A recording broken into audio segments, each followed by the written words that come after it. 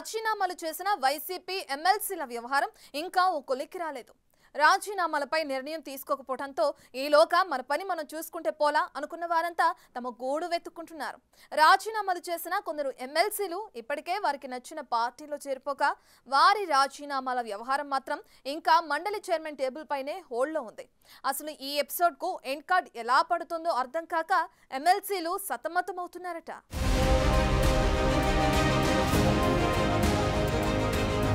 AP శాసన మండలిలో మొత్తం 58 మంది సభ్యులకు గాను గవర్నర్ కోటాతో కలిపి వైసీపీకి 35 మంది ఎమ్మెల్సీలు ఉన్నారు. 6 రాజీనామా చేసినా ఇంకా ఆ పార్టీకి 29 మంది బలం ఉంది. అంటే వైసీపీకి మండలిలో ప్రభుత్వం మీద ఒత్తిడి తెచ్చేందుకు సరిపడా తగిన సంఖ్యాబలం కూడా ఇంకా చేతిలోనే ఉంది. మండలి చైర్మన్ మోషన్ రాజు వద్దనే రాజీనామాలు చేసిన 6 సంబంధించిన నిర్ణయం పెండింగ్ లో ఉంది. వారి రాజీనామాలు ఆమోదం కాకుంటే 2027 వరకు వైసీపీకి మండలిలో ఆధిపత్యం చెలాయించేందుకు సరిపడా బలం ఉంది.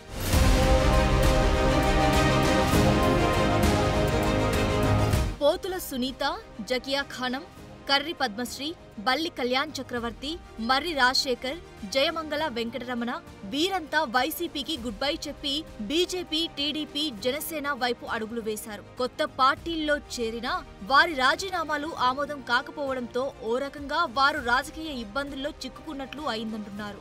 ఈ సీజన్ వరకు మండలిలో వైసీపీ డామినేషన్ కొనసాగడం, రాజీనామాలు చేసిన 6 రాజీనామాలు ఇంకా ఆమోదం పొందకపోవడంతో కూటమి పార్టీలు ఈ రాజీనామాల ఆమోదంపైనే భవిష్యత్ లెక్కలు వేసుకుంటున్నాయి.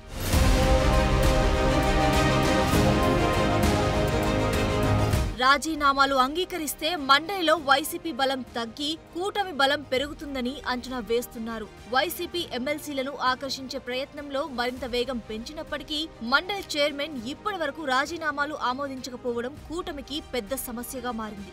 మరోవైపు వైసీపీ అధినేత జగన్ కూడా పోయేవాళ్లు పోతారు, ఉండేవాళ్లతోనే ముందుకు సాగుదాం అన్నట్లుగానే రాజకీయాలు చేస్తున్నారు. పార్టీని వదిలి వెళ్లే వారిని ఆపే ప్రయత్నం చేయడం లేదు.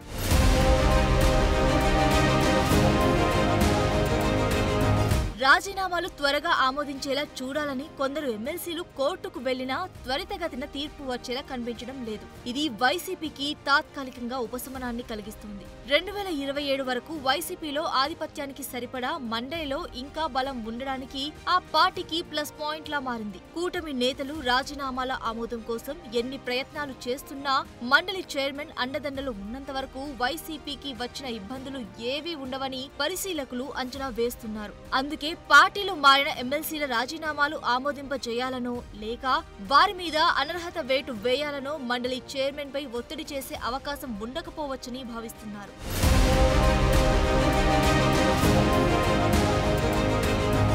రాజీనామాలు చేసిన వారిపై చర్యలు ఎంత ఆలస్యమైతే వైసీపీకి అంత ప్లస్ అవుతుంది కాబట్టి ఆ పార్టీ సైలెంట్ మోడ్లోనే వ్యూహాత్మకంగా ముందుకు వెళ్లవచ్చని అంచనా వేస్తున్నారు. మరోవైపు ఈ సీజన్ ఇలా పూర్తి కావడంలో ఈసారి శీతాకాల సమావేశాల నాటికైనా వారి రాజీనామాలు ఆమోదింపచేయాలని వ్యూహాత్మకంగా అడుగులు వేస్తోంది కూటమి. అవసరమైతే నయానో భయానో మండలి చైర్మన్ పై ఒత్తిడి తీసుకువచ్చైనా రాజీనామాల విషయంలో కదలిక తేవాలని భావిస్తోంది. ఎమ్మెల్సీల రాజీనామాలు ఆమోదిస్తారా లేదా అన్నది ఇంకా క్లారిటీ రానప్పటికీ కూటమిలోని ఎమ్మెల్సీ ఆశావాహులు మాత్రం ఆశగా ఎదురుచూస్తున్నారు.